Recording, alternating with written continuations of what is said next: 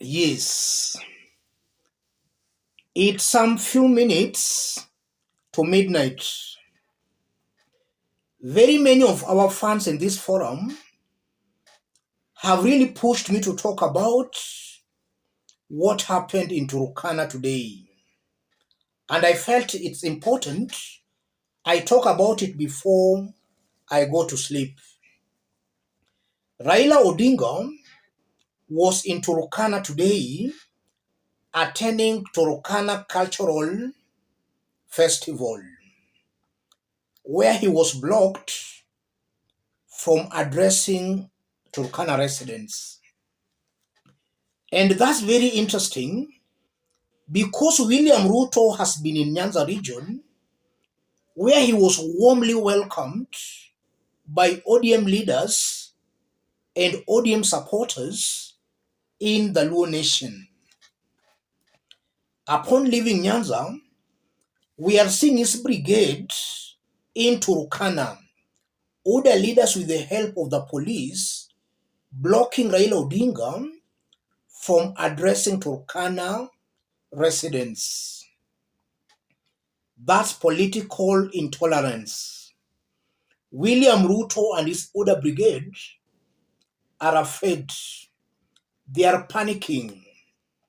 They know they have failed to deliver, so they don't want Raila or the opposition to engage with Kenyans. That's exactly what happened in Turkana. And from what happened, I strongly believe that the aim of the UDA's aim clearly backfired.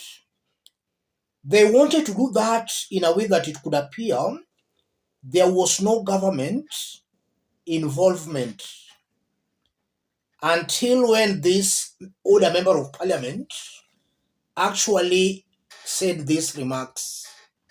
Listen to this.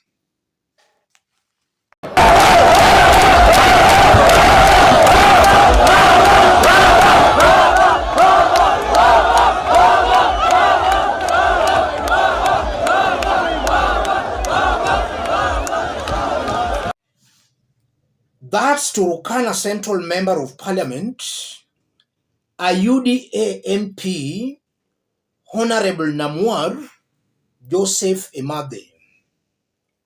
The event was being held in his constituency. Earlier, before he stopped the event, other MCS had actually spoken, insulting Raila Odinga. In fact, it was one insult after the other. So after they were done with abusing Raila Odinga, they turned, or rather this MP declared that the event could not now continue because it was now the turn for Raila Odinga and his brigade now maybe to talk or to respond to the earlier insults. And it's very interesting that this member of parliament is saying polisi wafanye kazi yao. That confirms it to me that there was already an elaborate plan between UDA leadership and the police. They were not to allow Raila Odinga address the locals. And it's very interesting that a politician is now directing the police. And something like that we saw during the demonstrations, where the older politicians were the ones now directing the police on how to handle the demonstrators. And we witnessed that today in Turkana, where a member of parliament, oldest member of parliament, actually blocks Raila Odinga from addressing Turkana residents and is actually urging the police wafanye kazi yao of making sure that that function was disrupted and that Raila Odinga never got the opportunity to address the locals. After making those remarks, there was some chaos there, and the chaos forced Raila Odinga and his team to leave. Later, Raila had this to say. Wakati wa uchaguzi mkuu mwaka 2022, wengi wa viongozi waliochaguliwa katika kaunti hiyo walichaguliwa na vyama vilivyokuwa katika muungano wa Azimio. Yes, that's how things were in Turkana. So it's clear that the interruption of the festival was planned and well executed by UDA.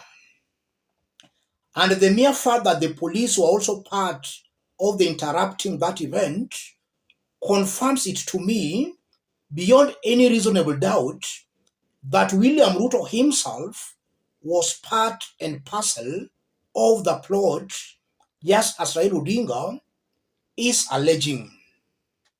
So Ruto knew that Raila's event, or rather that event was to be interrupted, and that Raila Odinga and his team were not going to be given the opportunity to address Turkana locals. And that's why I believe that's political intolerance. And it's high time Raila Odinga and the Azimio Brigade, Azimio supporters, should know that their biggest enemy right now is not even Rigathi Gachagua. The biggest enemy is William Ruto himself. Rigathi is just a barking dog. William Ruto is the biggest enemy. Anytime he feels the country is rebelling against him, he always reaches out to Raila Odinga, or he always reaches out to Azimio strongholds, to be seen now to be embracing the whole country, Azimio areas. Azimio supporters and Azimio leaders should understand that trick well in advance. William Ruto is their biggest enemy. They should not waste their time fighting Rigathi Gachagua. The enemy is William Samoei Ruto. In just under 1 year of his rule, we have seen that very many Kenyans have been killed in Nyanza. Azimio supporters should not forget all that. The enemy is William Samoei Ruto. Let me leave you with this short clip of what happened before the interruption. And let's meet in our next analysis. Thank you.